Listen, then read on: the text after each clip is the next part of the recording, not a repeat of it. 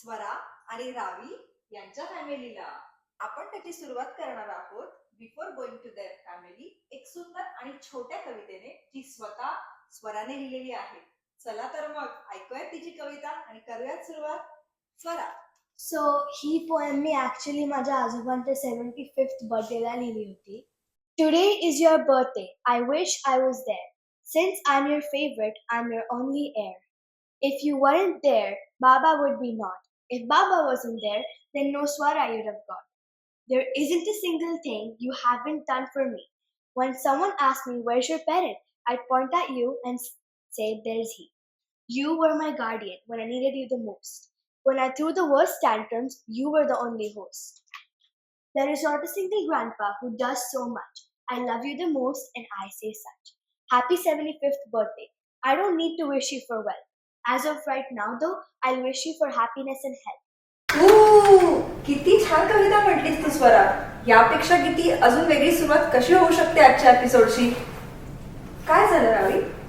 मी पण एक सूत्र म्हटलं आहे. ओ, म्हणजे आज आपण एका मल्टी टॅलेंटेड फॅमिलीला भेटणार आहोत. Come on Ravi. ओम भूर्भुवः स्वः पुष्यमित्रुवरेण्यं भर्गो देवस्य धीमहि धियो यो न प्रचोदयात्. सर्वमङ्गले माङ्गल्ये शिवे सर्वार्थसाधिके शरण्ये त्र्यम्बके गौरी नारायणे नमोस्तुते. अरे वा, थँक्यू रावी. नमस्कार. ऋणानुबंधाच्या 7व्या एपिसोड मध्ये आपल्या सर्वांचे स्वागत आहे. आणि आज आपण भेटणार आहोत सोनाली ब्रीद आणि राहुल ब्रीद या फॅमिलीला. मी वर्षा कोठावदे आणि मी राकेश मोरे. मी आपल्या सर्वांचं वेलकम करतो. तर आज आपण गप्पा मारणार आहोत राहुल आणि सोनाली ब्रीद यांच्या बरोबर. So let's get on with the interview. So Rahul, Sonali, कसे आहात तुम्ही दोघे? नमस्कार. Thanks for coming. थँक्यू आम्हाला वेळ दिल्याबद्दल सगळ्यांना. आणि इंटरव्ह्यूला सुरू करूया. हो, नक्की. तर आम्हाला सांगा तुम्ही दोघे. सोनाली, तुझ्याकडून स्टार्ट करूया आपण, की तू कुठली आहेस इंडियामधून आणि तुझं बालपण आणि त्या गोष्टी सगळं आम्हाला सांग. सो मी मुंबई. जन्म माझा नाशिकमध्ये झाला, नाशिक मालेगाव म्हणून, कारण माझ्या आईचं माहेर ते होतं. सो जन्म तिथे झालाय, पण जसं डिलिव्हरी नंतर लगेच मुलगी घरी येते तसं माझी आई मुंबईतच लग्नापासून होती. ओके. त्यामुळे माझं सगळंच म्हणजे शिक्षण, कॉलेज हे सगळं मग मुंबई, लाईफ मुंबई. अच्छा. ओके. सो लहानपणापासून ते कॉलेज पर्यंत पूर्ण मुंबई संपूर्ण, अगदी करिअर म्हणजे अगदी आता इथे येईपर्यंत. अच्छा. ओके. आणि राहुल, तू काय सांगशील? मी पण माझा जन्म मुंबईतला आहे, वरळीमध्ये, आणि माझं पूर्ण बालपण वरळीत गेलेलं आहे. माझी शाळा राजा शिवाजी विद्यालय. ओके. आणि मग त्यानंतर मग आम्ही डोंबिवलीला शिफ्ट झालो. आणि माझं पूर्ण आयुष्य, कॉलेज, शाळा, माझी नोकरी सगळं पूर्ण मुंबईच. अच्छा. पण तुम्ही दोघेही पूर्ण होल अँड सोल मुंबईमध्येच बॉर्न अँड ब्रॉट अप झालेला आहे. मुंबईकर. अच्छा. अच्छा. मग शाळा बद्दल किंवा तुमच्या कॉलेज लाईफ बद्दल काय सांगाल आम्हाला? कसं होतं ग्रोईंग अप? सो मी माझं बालपण अशा एका ठिकाणी काढलंय जिथे खूप कला क्षेत्रातली, क्रीडा क्षेत्रातली लोक राहत होती. वरळीमध्ये आदर्श नगर म्हणून एक आहे जागा, तिथे मी राहिलोय. आणि तिथून मग माझी शाळा राजा शिवाजी विद्यालय, आणि आजूबाजूलाही खूप चांगले कॉलेजेस, शाळा असल्यामुळे तिथलं जे कल्चरल आणि जे शैक्षणिक वातावरण आहे त्यांनी खूप हातभार लावला आणि सगळं शिकण्यामध्ये. आणि मग ओव्हरऑल असंच सगळं एक एक कॉलेज, शाळा करत करत करत हळूहळू मग नोकरीला लागलो आम्ही. अच्छा. आणि त्या हिशोबाने मग सगळं पुढे पुढे घडत गेलंय. अच्छा. तुझं काय? माझंही पूर्ण शिक्षण वगैरे सगळं जोगेश्वरी. अच्छा. अगदी शिशुवर्ग ते 10वी पर्यंतची आपली मराठी शाळा, अरविंद गंडवीर हायस्कूल, अगदी प्रॉपर मराठी शाळा. 2 वेण्या आणि युनिफॉर्म वगैरे घालून येस. सो तशी शाळा. आणि त्यानंतर मग कॉलेज 11वी 12वी मी SNDT होते, जे महिला फक्त वुमन्स कॉलेज होतं. आणि त्याच्यानंतर मग ग्रॅज्युएशन म्हणजे डिग्रीसाठी मग मी MVLU कॉलेज म्हणून अंधेरी होतं. आणि तुझं कुठल्या फील्ड मध्ये आहे? आणि मी ऍक्च्युली आर्ट्स घेतलं होतं because I wanted to be a lawyer. अच्छा. ओके. पण मग ते काय झालं की नंतर मग डायव्हर्ट, आपण जसे फ्रेंड्स ज्या क्षेत्रात जातात तिथे आपण जातो, असं झालं. आणि मग थोडा फोकस हल्ला माझा डिग्रीमध्ये. अदरवाईज मी लॉयरच असते. पण मग माझा कम्प्युटर्स मध्ये थोडा मग इंटरेस्ट वाढायला लागला. जशी मी सेकंड इयरला आले तसं मला इंटरेस्टिंग, कारण तेव्हा जस्ट खूप बुमिंग होती कम्प्युटर ही इंडस्ट्री. बरोबर. सो मग थोडा मग फोकस चेंज झाला आणि मग विचार केला की आपण कम्प्युटर्स Computer मध्येच science करूया मध्येच. करिअर. आणि राहुल तू पण इंजिनियरच आहेस. हो, मी masters in computer application MCA केलंय MET बँड्रा मधनं. अच्छा. पण लहानपणी आधी मला ऍग्रिकल्चरल ह्याच्यामध्ये खूप आवड अरे वा. होती. अच्छा. So I wanted to do BSc in agriculture. बरं. पण मग घरी असं होतं की अरे काय सगळे डॉक्टर बनायला बघतात, इंजिनियर बनायला बघतात आणि तू शेतकरी बनायला चाललास. वेगळं आहे हा. काहीतरी. तर तेव्हा लोकांमध्ये इतकं अवेअरनेस नव्हतं त्या हा. गोष्टीबद्दल. आता म्हणतात अरे ते केलं असतं बरं चांगलं झालं. बरं झालं असतं. पण तेव्हा नाही करायला मला खूप आवडते, कारण मी लहानपणापासून माझ्या आजोबांबरोबर कोकणात खूप राहिलेलं आहे. अच्छा. त्यामुळे त्या सगळ्या गोष्टींचा खूप छंद होता मला प्रभाव आणि पडला. प्रभाव पडला. हा. तेच कारण होतं. पण नंतर हळूहळू मग काही प्लॅन नव्हतं. मग मी फिजिक्स मध्ये ग्रॅज्युएशन केलं. ओके. मग त्याच्यानंतर मग मी कम्प्युटर सायन्सचा असा म्हणजे आवडीने असा नाही घेतला, बट काही ऑप्शन नव्हता, मग करावं लागलं असं. अच्छा. मग पण ते हळूहळू मग आवड निर्माण झाली आणि मग हा. त्यात इंटरेस्ट येत गेला आणि मग मी नोकरीला पण त्याच क्षेत्रामध्ये चालू केलं आणि मग झालं. अच्छा. ओके. अच्छा. आणि मग तू जेव्हा कॉलेजमध्ये म्हणजे घेतली तुझं MCA ला ऍडमिशन, तेव्हा तुझा अनुभव काय होता? कारण तू म्हणला की तुझा इंटरेस्ट नव्हता आणि नंतर तो बिल्ड झाला. हा. त्याच्याबद्दल सो आम्हाला काय माझं सांगशील? असं होतं की मी पूर्ण वर्नॅक्युलर मीडियम म्हणजे मराठी मीडियम मधनं माझं शिक्षण पूर्ण झालेलं आहे. त्यामुळे एक जनरली एक लोकांना न्यूनगंड असतो ना हा. इंग्रजीचा किंवा असं. तर माझं कॉलेज लाईफ म्हणजे माझं ग्रॅज्युएशन पर्यंतचं आणि माझं मास्टर्स पूर्ण वेगळं होतं पूर्ण. हम्म. कॉलेज पर्यंत म्हणजे माझ्या शालेय जीवनामध्ये मी पूर्ण मराठी भाषिक लोकांमध्ये वावरलेलो. सगळे आर्टिस्टिक्स ज्यांना म्युझिकचा गंध आहे, ज्यांना अच्छा. चित्रकलेचा गंध आहे, बुद्धिबळ, क्रिकेट, हम्म. अशा लोकांमध्ये वावरलेलो. आणि जेव्हा मी माझं मास्टर्स केलं त्यावेळेस खूप अभ्यासू मुलं माझ्या आजूबाजूला होती आणि हा. मी तितका अभ्यासू नव्हतो. पण ते मॅच करायला खूप वेळ लागला, कारण कल्चरली खूप डिफरन्स होता. मुंबईत असून सुद्धा कल्चरली खूप डिफरन्स होता. त्यामुळे मग त्या गोष्टी सगळ्या मॅच करायला थोडंसं कठीण गेलं सुरुवातीला. पण मग एक लॉजिकल इन्क्लिनेशन हा. फिजिक्स केल्यामुळे ते माझं चांगलं होतं. त्यामुळे मी थोडंसं मला प्रोग्रामिंग वगैरे सगळं आवडायला लागलं आणि मग मी एका स्टार्टअप पासून माझी नोकरी सुरू केली, जिथे मी अगदी असं छोट्याशा 10x10च्या रूम मध्ये छोटंसं ऑफिस होतं. अच्छा. तिथून मी सुरुवात केली अच्छा. आणि मग L&T, एक्सेंचर अशा ठिकाणी मग करत करत मग हळूहळू US ला आलो. आणि ते अच्छा. कुठलं वर्ष मग जेव्हा तू मी पहिला job सुरू केला? 2006 मध्ये माझा मास्टर्स कम्प्लीट केलं आणि मग तिथनं 7 पासून मी जॉब करायला सुरुवात केला आणि मग 2018ला मी इथे आलो. ओके. 2018 तू US मध्ये आलास. ओके. आणि त्या दरम्यान सोनाली काय करत होती? म्हणजे सोनालीचं कधी कम्प्लीट झालं इंजिनिअरिंग? माझंही नाही, मी प्रॉपर इंजिनिअरिंग असं नाही केलंय. मी आफ्टर ग्रॅज्युएशन मी NIIT मधून डिप्लोमा केला होता. अच्छा. So me film animation, because माझी लाईन जरा वेगळी आहे. म्हणजे हो, मी बरं. डिझायनिंग या क्षेत्रातनं केलंय. सो अरे मी वा. फ्रंट एंड डेव्हलपर, म्हणजे अजूनही मी वेबसाईट डिझाईन, म्हणजे तुम्ही जे बघता हा. जो फ्रंट एंड असतो तो आम्ही डिझाईन करतो. सो बॅक एंड मध्ये जो खूप डीप कोडिंग असतं ते आम्ही नाही करत, पण डिझाईन. सो मी फिल्म अॅनिमेशन केलं होतं. मी 2D अॅनिमेशन मध्ये काम केलंय. अरे वा. हो. थोडंफार मी 3D व्हिडिओज वगैरे असं केलंय. सो माझी थोडी लाईन वेगळी होती, डिजिटल मध्येच होती, पण मी फ्रंट एंडला काम केलंय, बॅक एंडला केलं सो हे नाही. कम्प्युटर सायन्स So मध्ये ते- असून सुद्धा थोडं इंटरेस्टिंग आणि हा, फार yes, वेगळं आहे yes. ट्रेडिशनल. सो माझा तो 2 years NIIT मधनं त्याचा कोर्स मी केला होता आणि अच्छा. मग दॅट्स हाव आय स्टार्टेड. अच्छा. आणि मग तू तिथे काही वर्ष जॉब केला हो, इंडियामध्ये? मी मुंबईमध्येच जॉब केला. की माझी कंपनी खूप म्हणजे ग्लॅमरस इव्हेंट, म्हणजे फिल्मफेअर नाईट्स वगैरे हा. ह्या सगळ्या आम्ही करत होतो हो, बरं. ऑर्गनाईज. अच्छा. सो इव्हेंट मॅनेजमेंट कंपनीच्या डिजिटल डिपार्टमेंटमध्ये मी कामाला होते. ओके. So okay. मग खूप इंटरेस्टिंग होता जॉब. म्हणजे लिटरली सगळे ऍक्टर्स ऑफिसमध्ये येणं जाणं, बरं. त्यांच्या मीटिंग्स असायच्या अरे आमच्या वा. ऑफिसमध्ये. सो तसं म्हणजे ग्लॅमरस फील्ड मधनं असं एकदम त्यामुळे इथे आले तेव्हा माझ्यासाठी खूप शॉकिंग होतं. म्हणजे अरे काय माणसंच दिसत नाही. हे एक सगळ्यात मोठं माझं डिप्रेसिव्ह correct. मोमेंट होता इथे आल्याचं. आता आपण त्या पॉइंट वरती आलोच आहोत, तर मग तू आम्हाला सांग राहुल की तू इथे यायचा डिसिजन कसा घेतलास किंवा ते कसं काय वर्कआउट झालं? अल्टिमेटली तू कसा US मध्ये आलास? खरं तर मला कधी यायचंच नव्हतं युएसला. अच्छा. तिला जास्त यायचं होतं. अच्छा.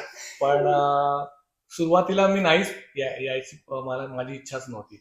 पण ही मला सारखी पुश करायची, अरे जा कधीतरी US पहा, आपण थोडंसं एक्सपिरियन्स experience घेऊ. काहीतरी एक्सप्लोर करायला म्हणून एक वेगळं आयटी बरं. माझेही सगळे फ्रेंड्स दर 2-2, 3-3 वर्षांनी जात होते, Correct. एक्सपिरियन्स करून येत होते. Right. सो मला असं होतं की आपणही एकदा एक्सपिरियन्स करायला पाहिजे. त्यामुळे मी ह्याला नेहमी पुश करायचे की बघ मी म्हणजे मी इव्हेंट मॅनेजमेंट मध्ये असल्यामुळे मला नाही जाता हा. येणार, पण एक्सेंचर मध्ये तू आहेस, बघ अच्छा. जर तुला मिळत असेल संधी Okay. Don't miss it.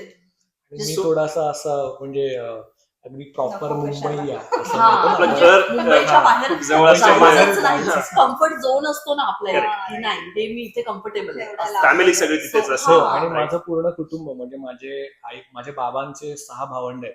बरं. त्यांची जवळजवळ माझ्या घरातलीच ऑलमोस्ट 60-70 जण आहेत. बापरे. सो मला लहानपणापासून फार अशी मित्र पण बाहेरनं गोळा करावे लागले नाही. माझे खूप मोजकेच मित्र आहेत, अच्छा. खास मित्र. त्यामुळे सगळं गोतावळा तिकडे असल्यामुळे मी कधी बाहेर जाण्याचा म्हणजे विचारच नाही केला. आणि when I came here first time me already 36-35 वर्ष झाली होती मला मुंबईत. अच्छा. त्यामुळे असं मला जायचं नव्हतं. पण मग अशी एक माझी एक कलिग होती, ती मेटर्निटी लिव्हवर गेली आणि मग मला एक अपॉर्च्युनिटी, आणि त्याच सुमारास माझा झाला होता विजा. बरं. सो हा. मग पहिल्या आधी मी 6 महिन्यासाठी आलो, आणि मग तरी पण ते मला आवडलं नाही. मग मी परत गेलो इंडियाला 6 अच्छा. महिन्यासाठी. Okay. माणसं. असं. पण इथे मला पण थोडं पुढे आलो होते. हा. ही तुला म्हणत होती, म्हणजे मग तुम्ही कधी भेटला किंवा तुमचं लग्न कधी झालं? तर 2018 पर्यंत आय नो की तू जॉब करत होतास, पण मग तुम्ही दोघं कसे भेटला? सो आम्ही 2010 मध्ये भारत मॅट्रिमोनी थ्रू भेटलो होतो. ओके. कारण वयात आलो होतो, त्याच्याही घरी लग्नाची गडबड, माझ्याही घरी, मग आम्ही बघायचं का तुम्ही बघणार असं होतं. तर असं होतं की नाही आम्हीच बघू, म्हणजे माझ्याही घरून मी क्लिअर होते की ठीक आहे, तुम्ही पण मला एक क्रायटेरिया द्या की तुम्हाला कसा हवाय मुलगा माझ्यासाठी, आणि ऑफकोर्स बघेन मी तुमच्याच ह्याच्याने आवडीने, पण एक आहे की वैचारिक जे आहे ते माझं जुळलं पाहिजे. त्या बाबतीत मी खूप पर्टिक्युलर होते अच्छा. की मला ते हवं. तर मग त्यामुळे मला थोडंसं वेळ हवा आहे. जरी मुलगा मी बघेन तरी पण तुम्ही मला घाई करू नका, मला थोडा वेळ द्या, हा. आणि जेव्हा मी 100% शुअर होईल तेव्हा मी लग्न करेन. तर ह्याच्याही घरून असंच होतं की ठीक आहे, म्हणजे मग बघ, पण मग असंच आपण ह्याच जातीतली बघ, असं ते सगळं जे असतं टिपिकल तसं होतं. सो आम्ही भारत मॅट्रिमोनीवर दोघांनी पण आपले प्रोफाईल्स होते क्रिएट, आणि मग तसे भेटलो आम्ही. अच्छा. आणि माझं थोडंसं इंटरेस्टिंग आहे, तिचा प्रोफाईल जसा मला स्ट्राईक झाला. सो बेसिकली मी म्हटलं मगाशी मला ऍग्रिकल्चरल गोष्टींची खूप आवड होती. ऍग्रिकल्चर हा मला खूप आवडीचा विषय होता. तर हिचा प्रोफाईल जेव्हा मी पाहिला तेव्हा तिच्या एका प्रोफाईल फोटोमध्ये मागे अशी द्राक्षाची बाग होती. अरे वा. अरे बापरे. म्हणजे कारण खूप अगं interest मी खूप नाशिकची घेतला गेला. असल्यामुळे ना माझ्या गावी द्राक्ष, डाळिंब ह्या सगळ्या बागा खूप असतात, अच्छा. आणि माझा मी प्रोफाईलला जो फोटो लावलेला तो तसाच होता, पूर्ण द्राक्षाच्या घड्यांबरोबर मी उभी होते. सो तो फोटो त्याला इतका इम्प्रेसिव्ह वाटला की अरे यार, हिची शेती बिती आपल्याला मिळणार आहे वाटतं उद्या लग्न झाल्यावर. सो त्या सेटिंग मध्ये त्याने लग्न तुला असं वाटलं की ऍग्रिकल्चर कॉलेजमध्ये नाही जाता आलं, पण त्या बॅकग्राऊंडचं काहीतरी मला मिळतंय. Exactly. बायकोकडनं शेती वगैरे बघा, ही जर चांगली शेतकऱ्याची मुलगी असेल तर well and तर मग good. आपल्याला असं स्वप्न तसं पूर्ण झालं. करता येईल. एक्झॅक्टली. मग मी त्या दृष्टीने मी बघितलं, आणि मग माझ्याही घरी तसंच होतं की आम्ही कोकणातले आहोत, हा. ती नाशिक मधली आहे. तर सुरुवातीला माझे बाबा असं अपोज असं नाही, बट त्यांचं असं होतं की आम्ही कधी असं हा, चोरी म्हणजे करत खाणं नाही. पिणं, लँग्वेज सगळंच खूप फरक वेगळं होऊन थोडंसं जातं, वेगळं. थोडा फरक पडतो. बरोबर So, बरोबर. तो तर एक मग- त्यांना होता, पण मग ते काही नाही आयडियली नंतर, कारण जेव्हा त्यांना कळलं की अरे ती नाशिकमध्ये तर राहिलेलीच नाहीये, मुंबईतच लहानाची मोठी झाली आहे, सो मग तेव्हा ते नॉर्मल झालं सगळं. सर मग आम्ही आमचे प्रोफाईल्स बघितले आणि मग एकमेकांना कॉन्टॅक्ट केला. तरी पण आम्ही ऑलमोस्ट 1 वर्ष 1 year. लावलं, कारण आम्ही एकमेकांची कम्पॅटेबिलिटी चेक केली. कारण बऱ्याचशा गोष्टी असतात, राईट. घर खूप लहान होतं, म्हणजे असं खूप काही असं मोठ्या फॅमिलीत नव्हतो मी, त्यामुळे मुलगी घरी ऍडजस्ट करणारी पाहिजे. मग ते सगळे क्रायटेरियाज होते. आणि प्लस परत मला असं खूप एन्जॉय करायला आवडतं, फिरायला आवडतं, आणि खूप असे सोशल असा नाहीये, बट माझे मित्र पण आहे खूप सारे मुंबईत वगैरे. त्यामुळे मला एक अशी जोडीदार हवा होता जो बेसिकली त्या सगळ्या एन्व्हायरमेंट मध्ये मॅच होईल. आणि मला गावी जायला खूप आवडतं, म्हणजे बेसिकली होतं ना की कधी कधी त्या कम्पॅटेबिलिटी सुद्धा इश्यूज करून जातात. त्यामुळे मग ते सगळे क्रायटेरियाज होते. मग आम्ही भेटलो, बोललो, 1 वर्षभर आम्ही एकमेकांना डेट काइंड ऑफ केला, हा. आणि मग घरी सांगून मग 2011 मध्ये आमचं लग्न झालं. 10 ते 11 1 वर्ष आम्ही प्रॉपर वेळ घेतला. अरे वा. Okay. लग्न कुठे झालं? लग्न मुंबईतच. लग्न मुंबईत. मी म्हटलं सगळं मुंबई. हो, ती अच्छा, मग इनिशियल तुमचं मॅरेज नंतर इनिशियल फ्यू इयर्स मुंबईमध्येच गेले, हो, हो. तिथेच राहिलात तुम्ही. हो. 2018 Right. पर्यंत. 18 पर्यंत म्हणजे हा इथे येईपर्यंत. मी तर आता अगदी 22 पर्यंत मुंबईतच होते, कारण हा आला होता. मी US ला लेट आले Late आले. खूप. तोपर्यंत तेव्हा तू जॉब करत होतीस? हो हो, कारण मला सोडायचाच नव्हता माझा जॉब ना. मी जसं म्हटलं की ते मी इतकी रमले होते त्या वातावरणात मुंबईच्या, की मला बाहेरच यायचं नव्हतं त्यात. Okay. मग शेवटी तू एकदा आलास इथे 6 महिने तू इथे सगळं ऑब्झर्व केलंस, राहिलास, परत गेलास इंडियामध्ये. मग परत येण्याचा डिसिजन कसा झाला? परत येण्याचं सगळ्यांना. डिसिजन पण माझ्या ऑफिसमधनच एक रिक्वेस्ट आली पुन्हा की हा. त्याला पुन्हा पाठवा म्हणून. तर माझ्याकडे विजा होता म्हणून मी आलो. पण अच्छा. तेव्हा पण मी 2020 ला जाण्याचा विचार केला होता परत. हा. मग ही आली थोडे दिवस राहिली, मग आम्ही फिरलो थोडंसं. मग ती पुन्हा गेली इंडियाला. मग पुन्हा आली, मग रावी झाली आम्हाला. आणि मग रावी झाल्यानंतर कोविड सुरू झालं. मग आम्ही इथे अडकलो. कारण आमचा 2020 मध्ये मार्चमध्ये जाण्याचा पुन्हा जाण्याचा प्लॅन होता फॉर गुड. हा. पण कोविडमुळे आम्ही अडकलो इकडे. आणि मग ते एकात एक गोष्टी घडत गेल्या कोविड नंतर. It was difficult for everyone, right? So मग ही पण राहिली मग इकडे 2021 पर्यंत. आणि मग शेवटी काही परिस्थिती झाली त्याच्यामुळे मला राहावं लागलं परत. आणि आता मी असं ठरवलं की अजून 4-5 वर्ष तरी राहणार नाही, कारण आता ती सवय गेली आहे तिकडच्या ट्रेनची, बसची.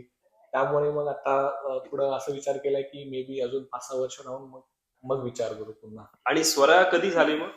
तुम्ही स्वरा इंडियामध्ये- 2013 बॉर्न आहे. त्यावेळेस ती तुम्ही हो, इंडियामध्येच होता. इंडियातच. ओके. पण मग आता आवडतंय तुम्हाला? मला आवडतं, त्यांना अजूनही नाही आवडत.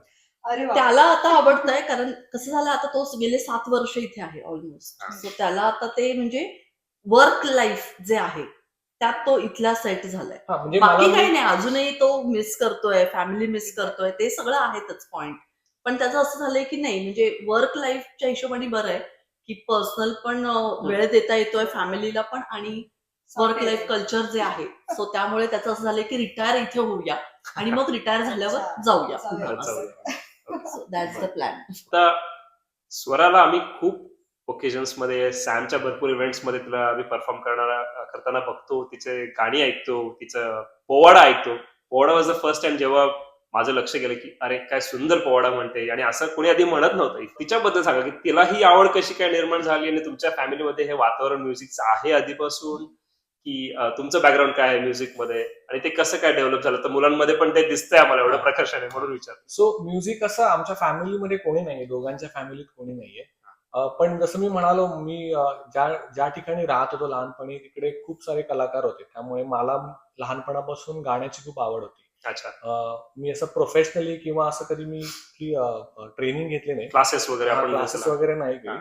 पण मग हळूहळू ती आवड होत गेली, आणि मग मी स्वतः शिकलो गिटार वगैरे वाजवायला. तर त्यामुळे ती एक आवड होती म्युझिकची, आणि आम्ही दोघंही गुरु मार्गातले असल्यामुळे अच्छा.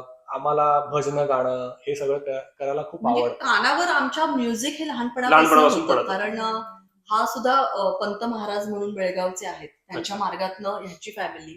ओके. आणि आम्ही सुद्धा कलावती आई ज्या बेळगावच्याच आहेत हो, हो. त्यांच्या मार्गातले, त्यामुळे ते लहानपणापासनं भजनं आणि हेच ऐकत मोठे झालो. ओके, चालेल. त्यामुळे म्युझिक ऑटोमॅटिकली मुरलं होतं Correct, correct. बालपणात.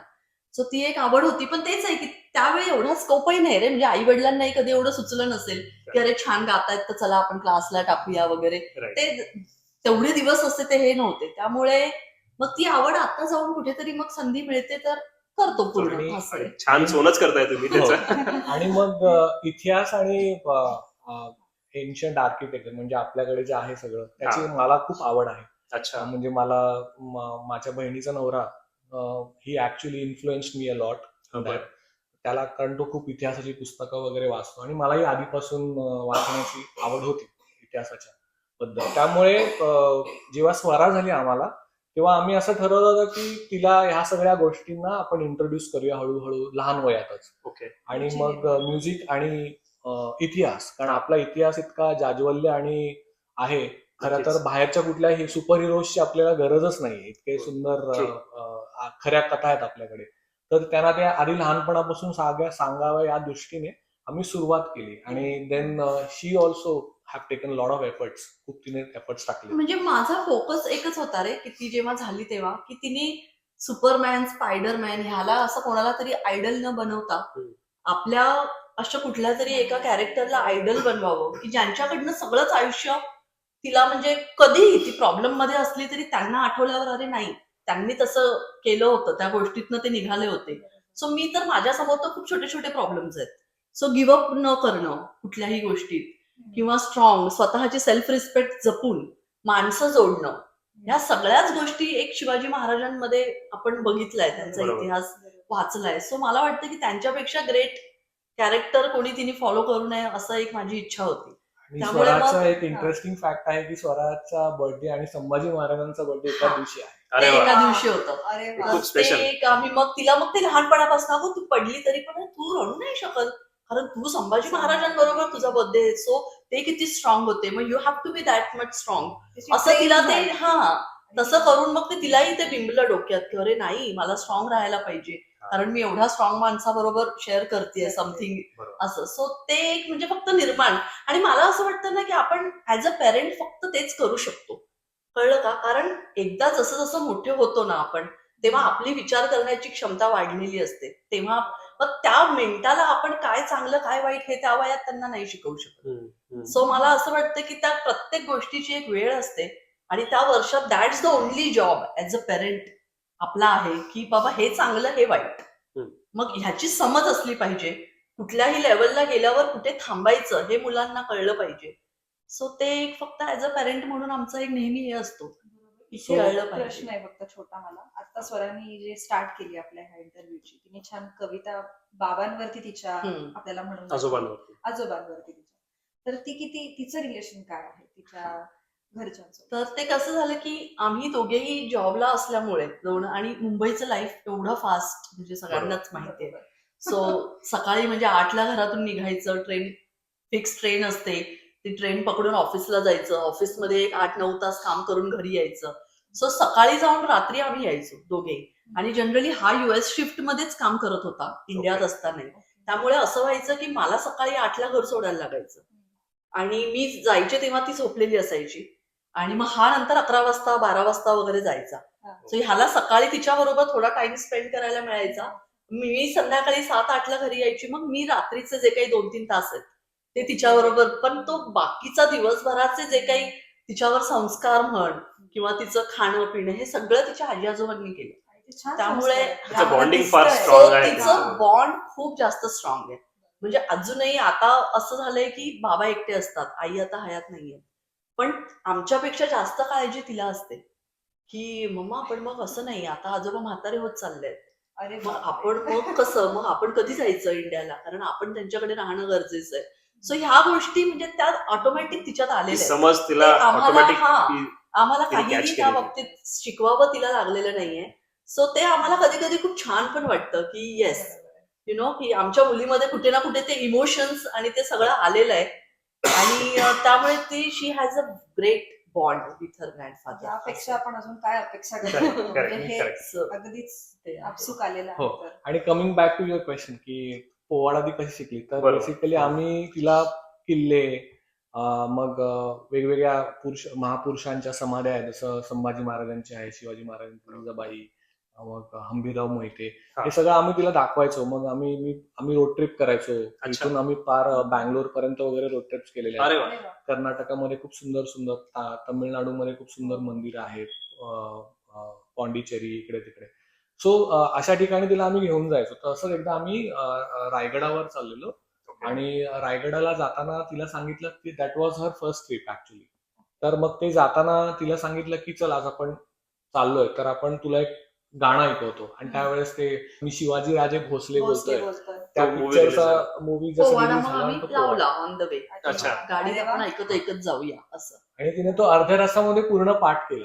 अरे बा. आणि वी वर सो सरप्राईज की ती, आणि शी वॉज जस्ट 5 years, आणि खूप सरप्राईज झालो आम्ही. आणि देन तिने स्वतःच हा, आम्हाला म्हणजे काही जेव्हा efforts तिने टाकावे ऐकला लागले ना नाही. तेव्हा तिला बरेचसे शब्द त्यातले माहिती नव्हते कळत. तर तिला ते एक म्युझिक खूप हे झालं होतं, आवडलं होतं. आणि मग ती शब्द विचारायची, मग हे म्हणजे काय. आणि मग अफजल खान मग त्याने काय केलेलं, मग तिला स्टोरीज सांगत गेलो. म्हणजे ऑन द वे तुम्ही असंही काय करणार, मग हे ते बडबड करण्यापेक्षा स्टोरीज. मग तो तिला सांगितला आम्ही पूर्ण प्रसंग की अफजल खान वधाचा कसा, मग तेव्हा महाराजांनी कसं बुद्धीनी काम केलं. अदरवाईज महाराज सर्व्हाइव्ह करूच शकले नसते, कारण तो इतका उंच आणि हे होता असं. मग तिला त्यातनं मग की चला बाबा काहीतरी आपण बोध देऊया असं म्हणून तिला त्या गोष्टी सांगायला सुरुवात केली. आणि त्याच्यानंतर वी रिअलाइज की ती गुणगुणतेय तो पोवाडा. जेव्हा आम्ही हॉटेलवर उतरलो, ती हॉटेलमध्ये खेळतेय टॉयशी, पण ती तो पोवाडा गुणगुणतेय. अच्छा. मग म्हटलं की तुला येतो का, मग तू म्हण बघू. म्हणजे मला वाटलं 1-2 लाईन्स वगैरे बोलून ती शांत होईल, पण जेव्हा मी तिला विचारलं तेव्हा तिने तो पूर्ण गायला. अरे आणि बापरे. म्हणजे तो मोमेंट आमच्यासाठी क्लिक झाला की नाही, ह्याचा अर्थ ती करू शकते. मग आपलं काम काय, तर आपण तिला पुश करूया. मग आम्ही तिला पुश करत गेलो. मग तू म्हण. मग सोसायटीत पूजा असते, पूजेतला म्हण माईक समोर. हा. मग तसं ती जेव्हा म्हणत गेली ना, मग तिचाही कॉन्फिडन्स बिल्ड होत गेला. आणि तिने लिटरली डोंबिवलीमध्ये एकनाथ शिंदे वगैरे ह्यांच्या समोर अरे वा. पोवाडे गायलेले आहेत. म्हणजे आपले चीफ हो, मिनिस्टर हो, त्यांच्या हो. समोर. सो एक नवरात्रीचा एक कार्यक्रम होता पूर्ण डोंबिवलीत, आणि मग त्यात तिने मग पोवाडा And she was just सगळ्यांसमोर 5 या, or and 6. She was 5.5 something अरे दॅट टाइम. अरे वा. That So is ते म्हणजे खूपच हा. भारी. छान अकम्प्लिशमेंट आहे. ती म्हणजे हा, आणि मग तिचा कॉन्फिडन्स पण बिल्ड होत गेला. वाढला. जेव्हा मग ती आधी 10 लोकांसमोर म्हणायची, मग 50, मग जेव्हा एवढ्या लोकांसमोर, मग तिचे एक स्टेज फिअर वगैरे तो सगळं सगळा निघून मग निघून गेला. आणि मग ती कॉन्फिडेंटली, आता आम्हाला गरजही लागत नाही सांगण्याची. म्हणजे आता तिला जेव्हाही करायचं असतं तेव्हा मग मम्मा आता मी दुसरा कुठला तरी पाठ करते, मग मी ह्यांचा, मग मी तानाजी मालुसरेंचा करते, किंवा मी बाजीप्रभू देशपांडेंचा अच्छा, करते. ओके. सो कॅरेक्टर्स पण तीच चूज करते आणि तीच तिचं पाठ करते. सो झालं, म्हणजे ते खूप फक्त छान. त्या वयात थोडं तिला पुश केलं आम्ही, हा. पण मग तो तिचा अरे. इंटरेस्ट बिल्ड झाला. आणि आपल्याला सांगायला आवडेल Yeah. की हे रहस्य आहे Correct. स्वराच्या मागचं इतकं छान म्हणण्याचं. तिच्यामध्ये ते पोटेन्शियल आहेच, नो डाऊट. पण तुम्ही ते एन्व्हायरमेंट आधी ते- क्रिएट हा. करून दिलं तिला. आणि ओळखलं की हा, म्हणजे ती हा. करू शकते. जर ती लवकर एवढं पाठांतर तिचं चांगलं आहे आणि सगळं, मग आपण फक्त तिला पुश करत राहूया. बरोबर. ते काम आम्ही केलं की तिला पुश करत राहील. सो मग आता या पॉइंटला आपण त्यांनाच परत बोलूया आणि त्यांच्याकडून थोडेसे जाणून घेऊया की त्यांना काय वाटतं या सगळ्या ऍक्टिव्हिटीज बद्दल. ओके. ठीक. सो आता आपल्या बरोबर आहे स्वरा आणि रावी दोघेही. सो स्वरा, तुला आम्ही मल्टिपल ऍक्टिव्हिटीज मध्ये नेहमीच बघतो, राईट? तू आम्हाला सांग की तू कुठल्या कुठल्या ऍक्टिव्हिटीज करते आणि त्यांच्याबद्दल थोडं थोडं सांग, तुला काय आवडतं. सो मी फर्स्ट तर मी गाणं गाते. इकडे रचना मावशींकडे मी जाऊन गाणं शिकते.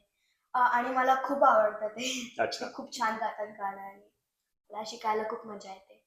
आणि सॅममध्ये पण मला खूप आवडतं, बिकॉज मी जेव्हा इथे आलेली फर्स्ट तेव्हा मला कोणी फ्रेंड्स नव्हते, आणि मग ते सॅममुळे मला फ्रेंड्स भेटले आहेत थोडेसे. सो ते भेटायला त्यांना मिळतं. एव्हरी वीकेंडला काही ना काहीतरी असतंच. आणि इनिशिएटिव्हमध्ये मी आहे सायन्स फेअरमध्ये, तर मला खूप मजा येते बिकॉज मला सायन्स आवडतं. टेड टॉक्समध्ये मला आवडतं याच्याबद्दल मला बोलायला मिळतं. सो ते Okay. मला खूप आवडतं. आणि मग मी अजून पण खूप भरपूर इनिशिएटिव्ह म्हणजे मी करते, पार्ट घेते. कल्चरल प्रोग्राम्स मध्ये वगैरे. कल्चरल प्रोग्राम्समध्ये पण मी असते आणि मला मजा येते परफॉर्म करायला. म्हणूनच आम्ही आता ऐकलं होतं की सोनाली आणि राहुल यांना कसं ओळखलं जातं, स्वरामुळे ओळखलं जातं. पॅरेंट्स म्हणून ओळखलं जातं. स्वरा आणि रावीचे सुद्धा. रावीचे. आणि रावी पण गाणं म्हणायला शिकतेय, राईट? थोडं थोडं छान. रावी शालूकडे डान्स डान्स पण तिचा शिकते. फोकस जरा जास्त डान्स अच्छा. म्हणजे एक American. संगीत आणि दुसरं नृत्य नृत्य. याचं दोन्ही बेसेस त्यांनी कव्हर केलेले आहेत. कव्हर केलं. सो सॅम मंडई रेडी राहा पुढचे परफॉर्मन्स पाहायला.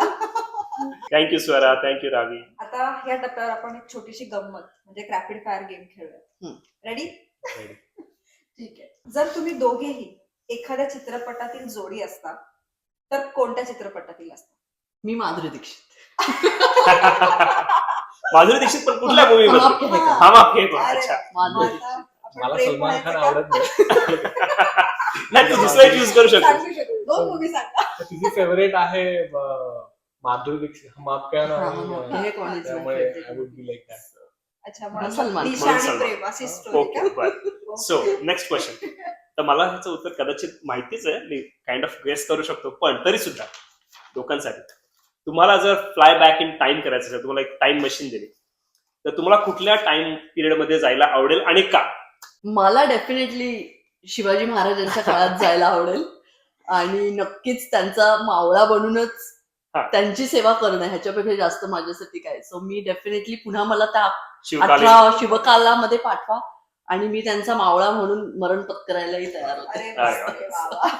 हा, मग माझं पण तसंच आहे. म्हणजे मला शिवाजी महाराजांबद्दल कुतूहल तर आहेच, पण ते ओव्हरऑल हिस्ट्री आपली जशी हिस्ट्री आहे बरोबर. आर्किटेक्चर अँड ऑल दॅट, तर त्यामुळे मला त्या काळात जायला आवडेल की कसं कसं बांधलंय, हो कशी मंदिरं बांधलेली आहेत जुनी, एवढे मोठे किल्ले बांधलेले आहेत.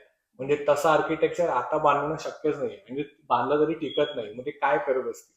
ह्या सगळ्या गोष्टींबद्दल खूप कुतूहल आहे. आणि ऑफकोर्स शिवाजी महाराज आणि संभाजी महाराज आणि इतर राजे सुद्धा, नॉट जस्ट आपल्या ह्याच्यामधले, पण उत्तरेमध्ये गेलात तरी भरपूर आहेत. त्यामुळे मग त्या हिस्टॉरिकल पिरियडमध्ये मला जायला खूप आवडेल की हे असं असेल का, तसं असेल का. बरोबर. सो ते एक कुतूहल आहे, right. So for the fun factor ते explore करायला आवडेल. एक्सप्लोर करायला मला आवडेल. अच्छा.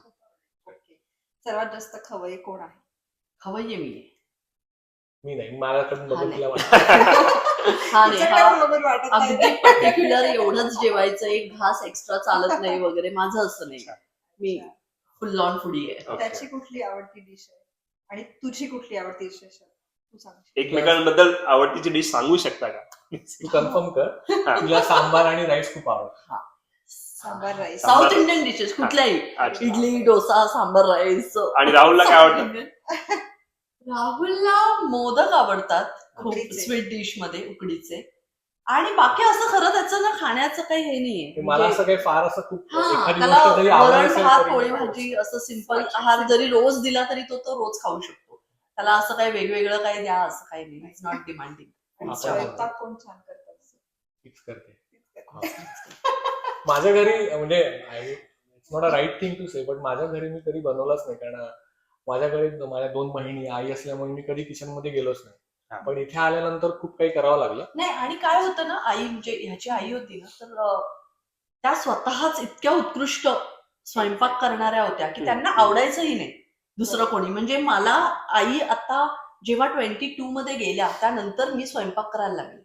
अच्छा. नाहीतर त्या असेपर्यंत म्हणजे मी ऑफिसलाही जाताना माझ्या आधी उठून आई मला डबा तयार करून ठेवणार आणि मी फक्त डबा उचलायचं, मी माझी तयारी करायची, तयार व्हायचं, डबा घ्यायचा आणि ऑफिसला जायचं. असं तुझा होतं. प्रश्नच नाही. माझा So, प्रश्नच हा. म्हणजे तिने मला नाही कधी किचन मध्ये जाऊ दिलं, तर मग प्रश्नच नाही की मुलांना किंवा मुलींना कधी जाऊ दिलंय.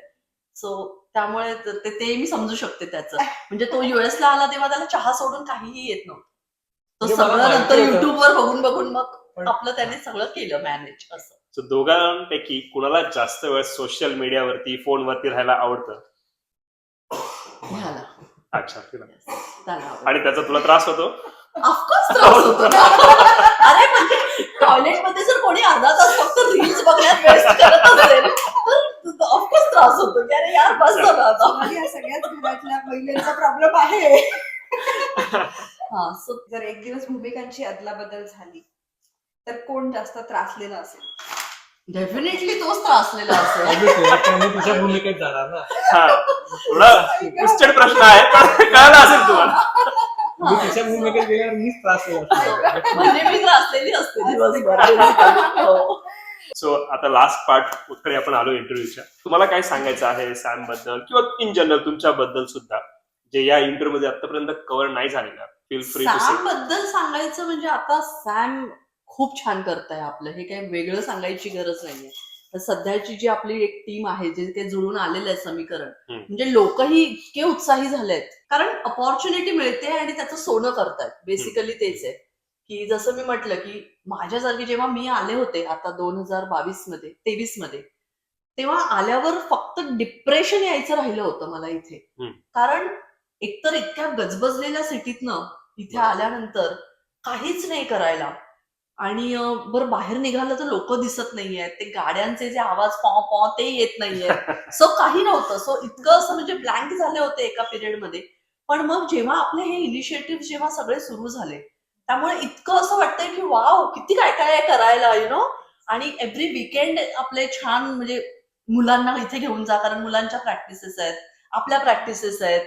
सो त्या ह्या सगळ्या इनिशिएटिव्ह मुळे ते खूप छान झालंय की एकतर रमलो आहोत पूर्णपणे. म्हणजे मी, कारण माझं प्रॉब्लेम तोच झालाय की मी इथे काम नाही करू शकले आल्यावरती विजामुळे. सो दुसरं काय होतं करायला, म्हणजे मुली सकाळी स्कूलला निघून गेल्यानंतर मग त्यामुळे आता असं होतं की वेबसाईटचं काम घ्या मग सॅमच्या, मग त्याच्यात बिझी राहा, यु नो. सो ते एक माझ्या दृष्टीने मला सॅम इज लाईक मस्तच. आणि खूप छान करते आपली कम्युनिटी खूप छान ग्रो होतीये. हम्म. खूप नवीन नवीन लोकांना आपण भेटतोय, विच इज व्हेरी गुड. खूप छान, म्हणजे मजा येते. आणि माझं म्हणशील तर तसं मी हिच्या एवढा सोशल नाहीये, बट मला असं वाटतं की आपली सॅम ही छोटं कुटुंब आहे, बट खूप टॅलेंटेड कुटुंब आहे. म्हणजे डॉक्टर्स आहेत, सायंटिस्ट आहेत, हम्म. कलाकार आहेत. बरोबर. म्हणजे डॉक्टर हे सुद्धा कलाकार आहेत, असं म्हणजे खूप आणि प्रत्येकाला हो. right? मल्टी टॅलेंटेड multi लोक टॅलेंटेड आहेत. आहे आणि ते एक्सचेंज होतं. खूप काही शिकायला मिळतं, कारण तुम्ही रोजच्या रुटीन मधनं तुम्हाला एक काहीतरी वेगळं स्ट्रेस बस्टर लागतो. आणि इट्स नॉट लाईक की मी असं कधी गेलो कम्युनिटीमध्ये आणि काही येताना परत काही असं खूप काही बॅगेज घेऊन आलो. म्हणजे असतं ना की आपल्याला काही गोष्टी पटत नाहीत किंवा हा. काय. So it's not like that. त्यामुळे खूप छान आणि उपक्रम वगैरे सगळे जे सगळे राबवले जातात त्याच्यामुळे खूप काही एंगेजिंग गोष्टी करायला मिळतात. आणि जसं म्हटलं एक छोटं कुटुंब आहे आणि खूप सुंदर आहे, तसंच राहू देत. आणि इनिशिएटिव्ह तुम्ही कसं घेतलाय. आहे ना, की मला असं वाटतं की आपण सगळेच घरापासून एवढा लांब राहतो, एक्झॅक्टली. त्यामुळे इथे आपल्याला एक फॅमिली असणं खूप गरजेचं आय आहे. थिंक तो एक कॉमन थ्रेड आणि आहे सगळ्यांमध्ये. सो ते आपल्या सगळ्यांमध्येच ते एक इमोशनल, मग आपण की नाही बाबा आता हेच आपली फॅमिली आहे. सो त्या दृष्टीने आपण प्रत्येकाला तेवढा एक कम्फर्ट झोन देण्याचा आणि हे सगळं प्रयत्न करतो, विच इज व्हेरी गुड आणि हेल्पफुल आहे. टचवूड सगळे हेल्पफुल आहेत, की कधी असं कोणी तुम्ही हेल्प मागितलीत आणि केली नाही असंही होत नाही. So it's a very good part. आणि टचवूड की अशीच आपली कम्युनिटी ग्रो करत राहू देत नाही. आणि मुलांनाही खूप काही शिकायला मिळतं त्यातनं. That was one of the main concern we had we move here. की इंडियामध्ये आमचं असं होतं की जसं मी म्हटलं की we were very well connected to various artist and all. त्यामुळे तेव्हा आम्हाला असं वाटत होतं की यार मुलांचं म्हणजे अभ्यास वगैरे ठीक आहे ते होत राहतं, पण ज्या एक्स्ट्रा करिक्युलर ऍक्टिव्हिटीज असतात, जरी आपण छोट्याशा स्टेजवर गाणं म्हटलं हो. तरी पण ते एक त्याचा एक वेगळा इम्पॅक्ट असतो तुमच्या पूर्ण आयुष्याच्या जडणघडणीमध्ये. बरोबर. सो तुम्हाला स्टेज फिअर काय असतं ते कळतं, त्यातून कसं बाहेर येतं ते कळतं. त्यामुळे ते संस्कार मिळणं पण तेवढंच इम्पॉर्टंट आहे, जे सॅमच्या थ्रू घडतंय. We are very thankful to them. We get lot of opportunities मुलांना मिळतात आणि मोठ्यांनाही मिळत आहे. सो दॅट्स रिअली चांगलं आहे. त्यामुळे कल्चर पोहोचतंय पुढच्या जनरेशनकडे, विच इज व्हेरी इम्पॉर्टंट. कारण माझं मी म्हटलं की माझ्याच मुलींच्या बाबतीत नाही, मला असं वाटतं की आपण ऍज अ पेरेंट प्रत्येकाने ऍटलिस्ट आपलं कल्चर त्या पिढीला पोहोचवणं खूप गरजेचं आहे, त्यांना सांगणं खूप गरजेचं आहे, बरोबर. नाहीतर ते तिथेच संपेल. सो आता आपल्याला आपण फॉरवर्ड करू शकतो, पुढे ते करतील की नाही तो त्यांचा पार्ट आहे. पण मला असं वाटतं की ऍटलिस्ट आपण ते करून आपली जबाबदारी पूर्ण पाडावी, की हो आम्ही आमच्या पुढच्या पिढीकडे ते सोपवलेलं आहे जेवढं आम्हाला माहिती होतं. आणि ते So, साम आय थिंक छान ते पद्धतीने सॅम पूर्ण खूप करताय. छान पद्धतीने करताय, हा. त्यामुळे खूपच छान. Thank म्हणजे you, yes, thank we you, are very Sam. Happy. So हे होते आपले सोनाली ब्रीद आणि राहुल ब्रीद. खूप मजा आली आम्हाला गप्पा मारायला आणि त्यांचे थॉट्स जाणून घ्यायला. आशा करतो तुम्हाला हा एपिसोड खूप आवडेल.